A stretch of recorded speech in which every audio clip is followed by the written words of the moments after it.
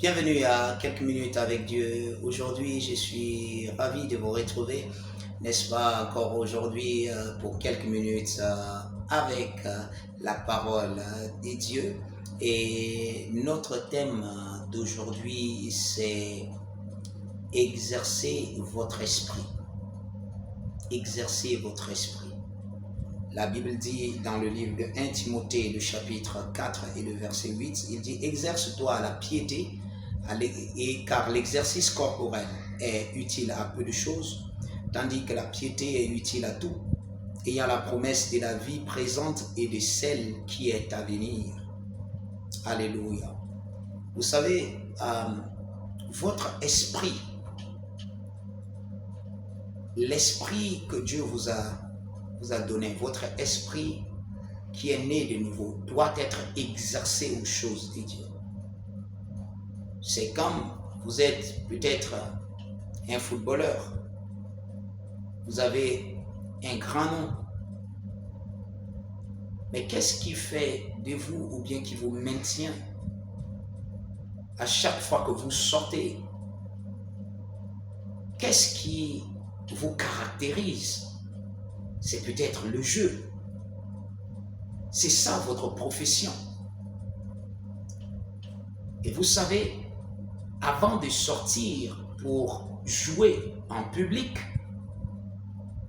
les joueurs de football, ils sont soumis à d'intenses moments d'exercice. Ils s'exercent à leur profession. La Bible dit, exercez-vous à la piété. Vous êtes des hommes qui ont été appelés à vivre la vie spirituelle, la vie de Dieu. Beaucoup de chrétiens aujourd'hui ne savent pas qu'ils sont des hommes ou des femmes spirituels. Ils sont censés vivre de l'intérieur. Ils sont censés vivre par leur esprit.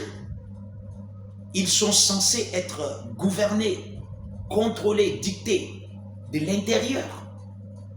Mais beaucoup ne se sont pas exercés, sinon ils n'ont pas exercé leur esprit à la vie de Dieu, à la vie spirituelle. Alors ils ont quelquefois certaines difficultés même à comprendre, même les choses qui sont les plus basiques. Vous devez vous exercer. Par exemple, à la prière. Vous pouvez vous exercer. Quelquefois, quand les chrétiens entendent, ok, quelqu'un a prié pendant 3 heures du temps, d'affilée, ils sont surpris. Quelquefois, ils entendent quelqu'un a prié pendant 5 heures, pendant 10 heures, ou même pendant 1 heure du temps. Et c'est pour ça que vous avez besoin du Saint-Esprit. La Bible dit, l'Esprit de Dieu est votre aide. Il vous aide dans votre vie. Il est venu, il a élu domicile en vous, c'est pour vous aider. Par exemple, il peut vous amener à prier pendant des heures. Jésus était juste à côté des disciples, il s'est éloigné, il les a laissés pour prier. Et après 1 heure du temps, parce que la Bible l'a dit, Jésus était revenu et il a dit, vous n'avez pas pu veiller avec moi dans la prière pour juste 1 heure. Et ils se sont réveillés et dit, maître, ça va, on va se mettre. Ils n'ont pas pu.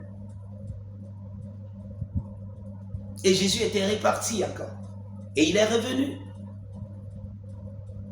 La 3e fois, il leur a dit, l'esprit est disposé, mais le corps. Et quand il partait, il a résolu ce problème-là. Il nous a donné son esprit pour nous aider dans la prière. La Bible dit, l'esprit lui-même nous aide dans notre faiblesse. Parce que nous ne savons pas ce qu'il convient de demander dans nos prières. Exercez-vous.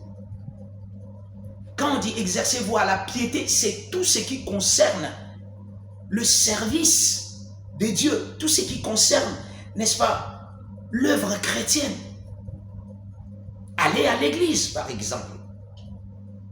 Vous savez, quelquefois, vous sentez la fatigue, vous êtes là, vous sentez... Et puis, personne ne va vous obliger à aller à l'église. C'est pas comme aller au travail, donc vous ne vous sentez pas obligé. Mais si vous vous exercez à ces choses, le jour vient où, si vous sentez que c'est la fatigue ou quelque chose, vous n'allez pas céder à cela. Parce que votre esprit et votre corps est exercé à cela. Quand votre esprit est bien exercé aux choses spirituelles, votre corps va suivre simplement. C'est pour ça que c'est important pour vous de vous exercer dans les choses de Dieu. Alléluia. Que Dieu vous bénisse.